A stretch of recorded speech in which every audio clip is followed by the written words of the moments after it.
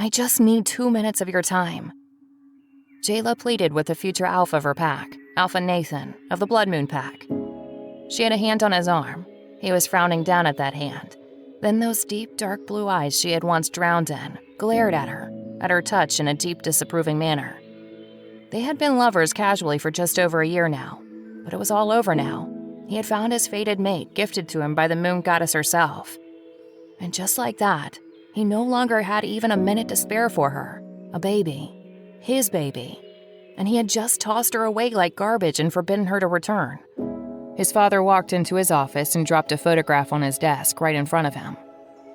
"The boy is definitely yours," he had stated, sounding very annoyed, jabbing a finger at the boy in the photograph. It was a picture of 3 children, a boy and twin girls, looked to be about 4 and 3 respectively. The date on the bottom of the photograph showed it had been taken a year ago. His heart ached terribly at the sight of them. They looked so happy, all playing on the beach, laughing up at the camera.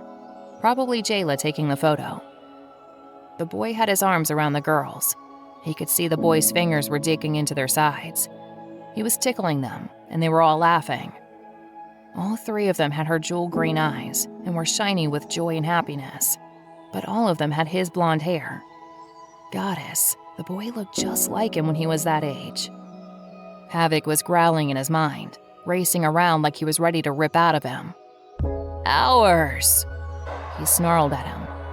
Nathan felt the drawing to them and couldn't tear his eyes from them. "They're all mine," Nathan replied without hesitation. He trusted Havoc's opinion 100%. He felt the draw to the 2 girls in the photo as much as he did the boy. His heart ached so badly, and when he touched his fingers to the photo, pain seared through him. Fuck, what had he done? Did she know that day?